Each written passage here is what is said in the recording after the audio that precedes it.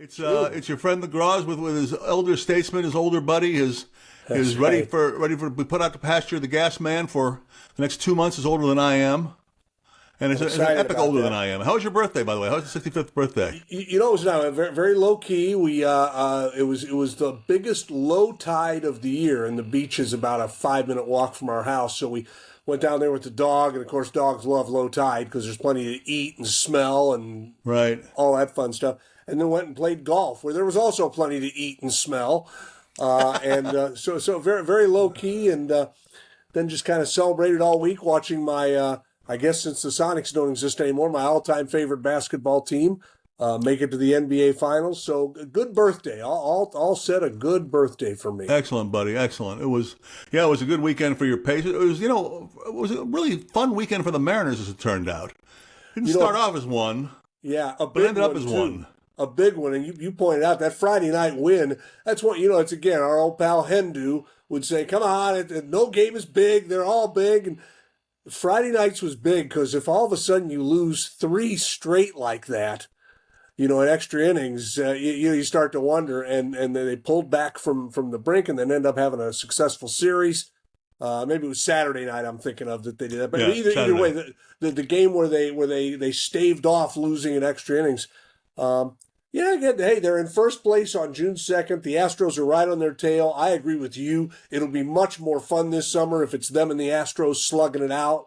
I'm sure the Mariners would say, no, we'd rather just go out and get a 10-game lead and relax a little bit. But for us, it's more fun with this. It is, and it was just an unbelievable weekend for Cal Raleigh, whose star Oh, continues to burst out all over, and he was just terrific, and it was. I've always said that the worst kind of losses you can have is when your bullpen blows the ninth inning lead when you got a good closer. Those are just demoralizing, and to actually set a record by blowing a 3-run lead and losing by 6. yeah. You didn't just blow it. You blew it in epic fashion, and you were in position to do it again the next night. And you didn't do it. Was like you said, it was gigantic. And then you have a one-run game that the next day, and Randy Rosarino winds up your other important, really really important bat, I think, going through the summer. Comes through it for you in the bottom of the ninth inning after Munoz doesn't blows the save basically, but Yeah. winds up getting the win. It was and it's Minnesota's a good team too. I mean, it's a team that's playing very well these days. So I thought it was a pretty important couple of games. Now we'll see. In the grand scheme of things, Hendu's probably right. There are still almost 100 games or more than that to play. But this if we're going to look back on this season and look at certain points where things turn a little bit, this could be one of those turning point weekends. I think so, and your point on Raleigh is well taken. I mean, we're all of a sudden. I mean, I'm sitting there watching Sunday Night Baseball last night, and they talk about, well, Judge doesn't lead the league in homers, and Otani doesn't lead the league in homers. It's Cal Raleigh actually leads the major leagues in homers. What a year he is having to this point, and it's just you watch him as he emerges, and you think about watching him the last couple of years, and I don't know if any of us foresaw this, but we all thought he was real good right from the Yeah. start. And watching him fulfill that promise, it's such a joy. He just he's seems like a very humble guy, and he's become a team leader. It's funny, of all the things, him getting mad a couple of years ago and piping up a little bit, and that could have boomeranged on him. And instead, people were like, yeah, he's right. And it's something to watch him right now, what he's doing. It's very special. The home run he hit on that pitch up at his eyes Yeah. was unbelievable. I mean, impossible to do almost. To get I don't know how he did it. Basically, I mean, his swing is looks the same, but it's different. Gas. I mean, Yeah. he's not as helpless on those breaking balls down low anymore. I mean, he's made it. Edgar or Kevin Seitzer or those guys have made an adjustment with him that's pretty subtle that has really changed everything for him. And he strikes me as the kind of player that also makes those adjustments, not completely on his own. You get help, Works, obviously, but yeah. he's the type of player who's going to keep getting better with experience. He's smart. Catchers have to. It's a different kind of position. And he's and you hit on something early in the year with his manager is a former catcher. This Yeah. is a good thing because he's the guy. It's funny, Julio got the big deal, and there's times when he looks good, and there's times when he looks just kind of so. Cal is the guy who has emerged as the star. He's the guy. Well, and you know what? Julio can take his time. Yeah, right. Julio can relax a little bit because you're in first place anyway, and everything's not on your shoulders anymore, kiddo. So just relax a little bit and take it easy. Hey, wait, the Mariners have two great players wear number 51, by the way. I meant to ask you this at the very beginning. I was going to bring that up. At Edgar's Hall of Fame induction the night before they had a dinner, and I ran into Randy Johnson, and I asked him something about, getting his number retired. He said, "Oh, they'll never do that." And I go, "I don't know, Randy. I think they probably," and he goes, "Well, they got to retire Ichiro." And I go, "Well, maybe they'll do him first." But I don't know what, Randy has always been an interesting character. He's certainly an emotional guy. He was so dumb. I think this is a really neat move by the Mariners. Ichiro's a slam dunk. There's no question you're going to retire for him. You could argue Randy wasn't here long enough. You could argue that he went on and had his biggest success in other places. You could argue a lot of things. I'm telling you, I think his number's worth retiring, and I think the Mariners doing it is fantastic, and I'm glad he was on board with it because, he might have said, well, you're doing Ichiro first. It's kind of a classic Mariners thing, Groz. It's unique. I don't know. I'm assuming there's probably somewhere else where a number is retired for two guys. Yeah. Isn't very often. I think this is a great thing. I think Randy more than earned it with what he did for this baseball franchise over about a 4-year stretch. Well, in 95 alone, he deserves it. Yeah. But you're right. He was. There's no question about it, and I'm glad they're doing it. I thought it was a little odd that you announced it a year before you do it, but you're excited, I guess. I mean, you want to get people amped about it. So I think it's a great thing. I don't think there's anything wrong with it. I don't think there's anything negative about it. I think that, you grab the guys that were great in your uniform and do what you can to create your image around them. And that's a smart thing to do, I think. So it'll be fun to have them back for sure and remembering some of those great times. And, just thinking back to that 95 season, Gas, which is, 30th anniversary of it this year. I've never seen since then a more dominant pitcher, a more intimidating pitcher than Randy Johnson in 1995. He was a man unto himself. He was unstoppable that year. And I know, he went on and a couple years later, did the amazing thing in the World Series for back to 2001. But in 95, he was unbelievable. And, I'd argue it was one of his, if not his best year during the regular season. Well, where do we put him coming in Game 5 against the Yankees in all-time great Seattle moments? I mean, it might be right at the top. I mean, being in the building, as we both were, I can replay that scene in my mind all the time. I can call it up. It was such a dramatic moment. You're right. I remember thinking at the time, you and I are both big Bob Gibson fans, and that dominant year he had in 1968. But we were both 8 that year, and the games weren't on TV. We saw a Bob Gibson-style performance in 1995 from Randy, just a dominant. Your guys were terrified to step in against him because he just was so good. And I would compare it to that. I'd compare it to Gibson in 68. Gibson's numbers might be a little more eye-popping, and his team got to the World Series that year and won it the year before. But Randy was great that year. Well, I'd like to see Randy off a 12-inch mound like that. In the year of a pitcher, what numbers he would have produced, because 95 was certainly not that kind of a year for baseball. It was during the great hitters era. But anyway, good news that Randy Johnson's going to get that. And congratulations to your Pacers. I imagine the second city rooting for them most will be Seattle. I'm surprised, because the Thunder have been there before, and I'm surprised that people are still so rankled. But they seem to be. Jerry Brewer wrote an interesting piece in the Washington Post, and I talked to him a little bit about it. And I think it comes, I'll speak for me, and I think maybe some fans would line up behind this. I think what rankles people now is the merging of the histories, which is the national media doing that. I wish they wouldn't be so lazy in reporting it. And I wish the NBA, here's something that the NBA could do for Seattle.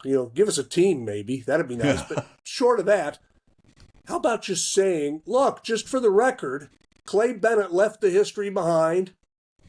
In the NBA's mind, the Sonics ended in 2008, and they won a championship in their lifetime in 79. The Thunder started in 2009. This is their second trip to the finals, and they're trying to win their first championship. Just say that. I think that would go a long way, because you're right. It's almost as if the Thunder win, at some point that's got to bring some closure to it. There's nothing else that can happen then at that point. Right. But I think that's what kind of irritates me now. I have gotten to the point like, yeah, it's been 17 years, man. I think we said last week, I got enough problems right now. I'm not sure how much bandwidth I have to worry about this. And I'm more worried now for the Pacers. Hell, Right. as much as I love the Sonics, and I would love to see the Pacers stick it to them and keep the green and the gold record alive. I can't get too worked up about. And Oklahoma City's they're a great team. They're an interesting team to watch. I think Indiana's got their work cut out for them. The thing I love about the Pacers right now, Groz, is no one thinks they're going to win. And you and I both love that feeling when everybody every expert's like, oh no, there's no way they can win. It's like, all right, well, let's see. How do they win? Let's see. I think they've got to, they got to hope that their brand of crazy ball can out crazy Oklahoma City's, because that's how they beat the Knicks. The Knicks are more of a slow down half court team, and when the Knicks got into that half court stuff, they were really able to play tough with the Pacers. But the Pacers play so out of control. They move the ball up the court quickly. They pass the ball more than any team in the NBA. They're really, really good at that. But Oklahoma City's also that way. That's their style too. So the style difference can't do it. The old idea of trying to steal one of the first two and then protect your home court. I think Halliburton's got to continue to get better. I told you I thought the Knicks were going to beat the Pacers, and most of my reasoning was I wasn't sure Halliburton was ready to take the next step, and he was. Yeah. He did. And now he's got to do it again. He's got to somehow, he's got to dig down deeper, and Gilgeous-Alexander, he's got to somehow be better than Gilgeous-Alexander. And I don't know how that's possible. But I think the Pacers, they're no fluke, man. And they've think that they were not favored against Milwaukee, even though they were a higher seed. They were certainly not favored against Cleveland. I don't think they were favored against the Knicks. This is right where they want to be. So we'll see. I think they can. I feel better about their chances in this finals than I did in 2000 when they were playing Shaq and Kobe and the Lakers. I'm like, I just don't see them. And they got beat 4-1. I think they'll make it a better series, if not outright win it. Hey, the hockey Stanley Cup finals are coming up too, and I've got a great tip for people who want to get into this, because we are a hockey town after all. And this is by the way the second year that these teams in a row these teams have met in the NHL finals, Edmonton and Dallas, and it was Prime Sports last year that did a feature called Face Off, a year in the NHL. It was all about the 2024 season. And they followed Connor McDavid and a couple of other guys on that team very closely, including an entire episode about the finals against Florida that is riveting. It's absolutely riveting, and it's on. You can rent it on Prime. And if you want to get an idea of what the series is looking like from the points of view of these two teams, you get this really rare opportunity to look at them last year in the Stanley Cup finals, because both teams are pretty much the same, and most of their key guys are the same. And, it was a good series last year. Florida was a little bit better, and this series should be a great one this year. And it was, I remember what really jumped out at me was, the kind of emotion that a guy like Connor McDavid, who sometimes you see superstars are a little standoffish, the kind of raw emotion he displayed in that series, especially at the end when he was, inconsolate when they lost that game and they lost the final game. It really is a great way of setting the table for you if you want to have an idea of what's going to happen in this year's Stanley Cup Finals, and tune into both those teams, because this is really, it's rare when you get back-to-back championship matchups, and they're usually pretty good. And this one should be really good. I agree with you in terms of the back-to-back. Those are always fun, because that the anger, the dislike, all that, it's not faked at that point. I mean, this is still burning in Edmonton's craw. Oh, yeah. If something can burn in your craw, that they lost last year. Florida's like, hey, you think last year was tough? Wait do you see this year? It's going to be, I think, a terrific finals. It's as we talked about, Canada's had kind of an interesting year in a lot of ways this year. It'd be something if they, one of the most amazing streaks in sports is that the country of Canada hasn't won the Stanley Cup since 1993. That's unbelievable. It's insane. It's crazy. So I don't know. I hope the Oilers can do it, but the Panthers are good, man. They are good, but I mean, again, if you get the chance to watch that last episode of that series, Face Off, it was really a great way of previewing this, and it'll give you a lot. It already got me a lot more excited about watching the final with a little bit of knowledge about how these two teams feel about each other. Have you put down your deposit for your luxury box for Lane Lambert's Wild Seattle Kraken Hockey Ball Club? New coach for the Kraken since we talked last, Lane Lambert. veteran guy, which I don't mind that, but not a lot of experience as a head coach. No, and that was sort of the story of the first guy, although he had some a little more hackstall. But I don't know.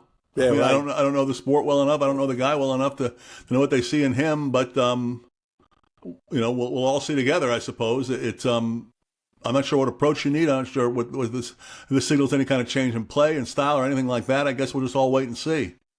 I think if they could get in the Wayback Machine and undo one thing, I think they'd have just kept Hackstall. Because to me, if Billsman's only getting 1 year, and they had their reasons with him, and it sounded like maybe he and the players didn't connect. But, Hackstall, it's kind of amazing. The guy coaches the first year, and they're kind of a typical expansion team. They weren't god-awful, but they were an expansion team. Second year gets them to the 7th game of the second round. Third year, they slump, but, maybe you argue now, geez, okay, let's give him 1 more year. Certainly what he did in year 2 would earn that. And I think there must have been some feeling that, well, if we give him another year, we may have to can him in the middle of the season. I think if they could undo that, maybe they'd go back and do it.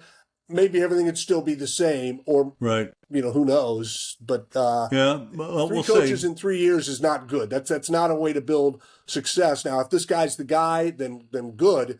But if he's not, now you're really, starting to make people wonder about what the decision process is with that. Exactly right. Yeah. Hey, have you seen this this story about the FIFA Club World Cup? Yeah. There's going to be 3 games in Seattle, and they the players yesterday for the Sounders for an MLS game wore T-shirts that they're protesting. It's the most soccer thing ever. We're going to protest. We're all going to wear T-shirts. But they've got a pretty legitimate beef, I think. They're talking I think about, they do too, man. The Sounders are getting $10 million for being in this tournament. And it's the best clubs in the world, and they're all coming to the U.S. to play. Sounders, again, this is a classic soccer play the team that just won the Champions League. Yeah, I mean, and the Sounders qualified for this tournament by winning CONCACAF 4 years ago. Right. It's very, very soccer. That's but they're bizarre. getting $10 million, and because of the way the MLS labor agreement is, they only have to give $1 million of that to the players. 90-10 split. 90-10 split. And it's one thing to say we're getting $10 million and the players are getting $1 million. If the Sounders were to win it, which they're not, but if they were, they'd get $94 million and they'd owe the players $1 million. That's the ridiculous. Players get $1 million no matter what and it's not the Sounders making this decision. It's MLS. The Sounders are a part of that, so they get to wear it a little bit. Right, by de facto. But it's. I knew soccer was, it makes me feel that we're really in the big time now because soccer is corrupt.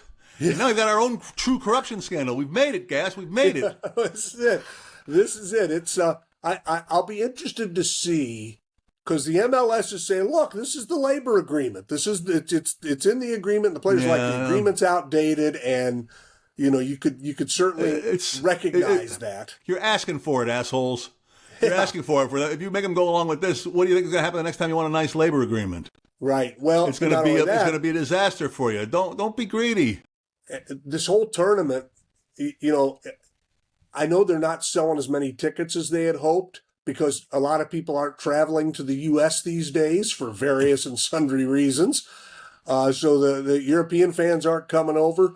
The best players on a lot of the European clubs aren't coming over, and American fans are savvy. We can read the paper. If the best players aren't going to be there, it's not coming off as smoothly as they had hoped. I wonder if the players, Groz, would rise to the level of walking off the pitch and saying, you know what? You guys had until game time to tell us we're going to get more money. We're I don't know if they do that or not. It might be career. It could be a career killer. But I think there's 3 or 4 MLS teams who have qualified for this tournament. And if they all got together and said, you know what? If we walk out, they'll still have the tournament, but they won't have it with us, and it would wreak havoc with the TV. It would wreak havoc with everything. I don't know if they do. Should they? Would you advise that if you were their advisor? I probably would not, because I still think, even though it's here and it's established, it's not where you want it to be yet. And it, to me, it just strikes me. I'm thinking about someone who's sitting in the seats who paid 40, 50, 60, whatever it costs, probably way under on what it's going to cost for a ticket to one of those matches. Right. And seeing that happen, they're not playing. Yeah. What about me? Yeah. So, once you start the "what about me" thing going, everyone can play. Yeah. And I understand their point. I can see them not being saying we're not going to play, but not not the day of the game. I mean, not when you got everyone there, and even though it would be more dramatic that way, that's not the way to do it, I don't think. But it is grossly unfair. I mean, there's no question about it. And it's not a hard and fast you stick to those rules in the collective bargaining agreement. That's a bullshit excuse. It's just a semantic excuse to do it. Do the right thing. And maybe, the Sounders on their own, I don't know if they can act on their own in this, but I imagine they would like to act on their own in this because they're not teaming any trouble or anything like that, any financial issues with that organization. But they may have to act in concert with the rest of the MLS owners. But it's not a good thing. It's a bad thing. And there's still plenty of time to correct it, though. Yeah, they got a couple of weeks, and it could happen. It'll be interesting to see. And I'm kind of with you. Yeah, when you dial it down to the fan involvement, and the old idea that somebody in that stadium, more than just one, is going to be at their first ever soccer game. Right. You don't want to be the reason they walk out thinking, well, geez, what a goofy sport. What a waste of time this was.